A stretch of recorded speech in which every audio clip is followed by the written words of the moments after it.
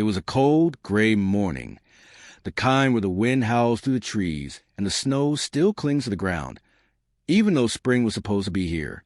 A young foal, just 3 weeks old, stood trembling near the edge of a wild, rushing river. His legs were shaky, his coat matted with mud and frost. He didn't know how he got here, only that he was alone. His mother, his herd, gone. He cried out, a high, desperate sound, into the empty valley. Whinny, whinny. No answer came, and behind him shadows moved through the trees.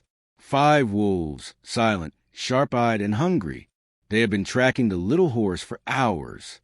Snow had scattered the animals across the land, and now this tiny foal was caught between the roaring river and the pack that saw him as their next meal. Among them was the leader, a strong, gray wolf named Mara. She was known for her sharp mind and fierce loyalty to her pack. Her yellow eyes locked onto the foal. This was nature's way, predator and prey, survival of the fittest. She crouched low, muscles tensing, ready to strike. The foal pressed back against the river bank, water splashing at his hooves. He was too small to cross, too weak to fight. His breath came in quick gasps. His heart pounded. And then something happened. As Mara lunged forward, just before her jaws would have closed, she stopped, dead still, because the foal's cry, that frightened, whimpering sound, it reminded her of something, of someone, her own pups, lost just weeks before to the cruel winter. That same helpless cry echoing in her memory.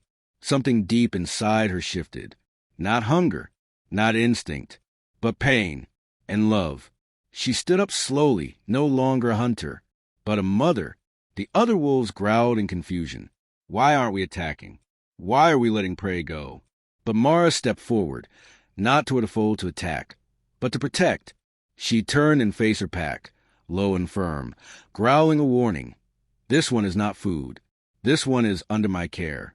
The pack hesitated. Never, in all their years, had a wolf protected a horse. It was unheard of, impossible, but Mara didn't back down. And the foal, still trembling, watched in silence. He didn't understand, but he felt it. A shift, a strange kind of safety. Mara moved closer, slowly, gently. She lowered her head, ears back, not in threat but in peace.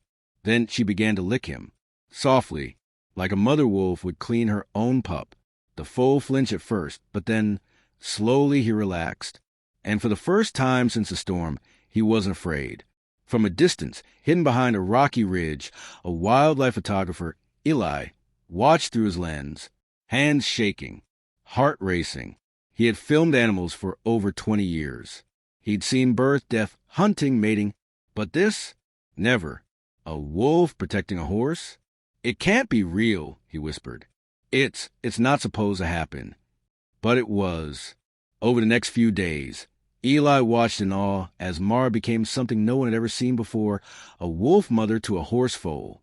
She named him Sky because his coat was the color of a stormy dawn and his spirit so high, so free. Mara fed him the only way she knew how, regurgitating meat, offering it like a gift. Sky couldn't eat it, but he nuzzled her anyway, understanding it was love.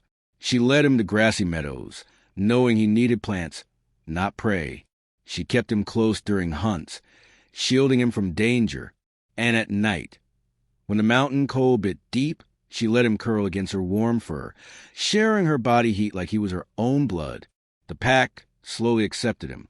When coyotes came sniffing around, the wolves formed a circle around Sky, not to eat him, but to defend him.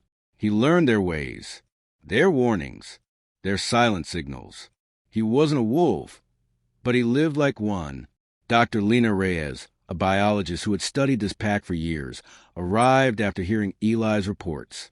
She watched the footage, and tears filled her eyes. This changes everything, she said. We always thought animals acted on instinct, but Mara, she chose compassion. She grieved, and in that grief, she found love for another species. Sky grew strong, fast, but as he grew, so did the truth. He wasn't a wolf. He was a horse, and horses need herds, need to run, need to learn from other horses how to lead, how mate, how be free in a way only wild horses know.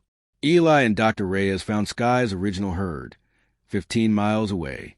His mother, a beautiful mare with a white star on her forehead, had never stopped searching. And then, one morning, the wind carried a sound. Hooves. Distant, but growing louder. Sky lifted his head. Ears pricked. Eyes wide. He knew that sound. He called out, not the baby whimpers of before, but a deep, strong whinny, a call of belonging. And from across the valley an answer. His mother. She came galloping, the herd behind her. She slowed as she saw the wolves, saw Sky, saw Mara standing beside him, fear flashed in her eyes. But then she saw the truth. Sky was alive, and Mara wasn't a threat. Mara stepped forward, not to attack, but to surrender. She gently nudged Sky toward his mother, then stepped back. It was a moment no human had ever seen. A wolf, giving back a child she had raised, not because she had to, but because she loved him enough to let him go. Sky nuzzled Mara one last time, soft, slow, like a thank you. Then he turned and ran to his mother. They touched noses. They circled each other. The herd welcomed him home. And as they began to move away, Mara stood still, watching. Her pack waited behind her, quiet, respectful. And when the last of the horses disappeared over the hill, Mara turned and led her wolves back into the forest. A year passed. Eli's film, The Wolf Who Loved the Horse, was seen around the world. People wept. Scientists studied it. Schools played it. Mara's story changed how we saw animals, not as machines of instinct, but as beings capable of grief, love, and sacrifice. Sky grew into a powerful stallion, wiser than the others. He sensed danger early, protected the young. The herd thrived because of the lessons he learned from wolves. And Mara? The next spring, she gave birth to 3 healthy pups. Strong, loved, and she raised them with the same fierce tenderness she had shown Sky. Sometimes the wild teaches us more than we expect. That love doesn't always follow rules. That grief can turn into grace. And that even in the harshest places, compassion can grow. If you were moved by Mara and Sky's story, please hit subscribe. Turn on the bell, because there are more stories like this, hidden in the wild, waiting to be seen. Share this with someone who needs to believe in kindness, in connection, in the quiet, powerful love that exists even between enemies. And tell us in the comments, have you ever seen an animal do something that made you stop and wonder? Because sometimes the most human thing in the world is found in the heart of a wild animal. True love means knowing when to hold on and when to let go.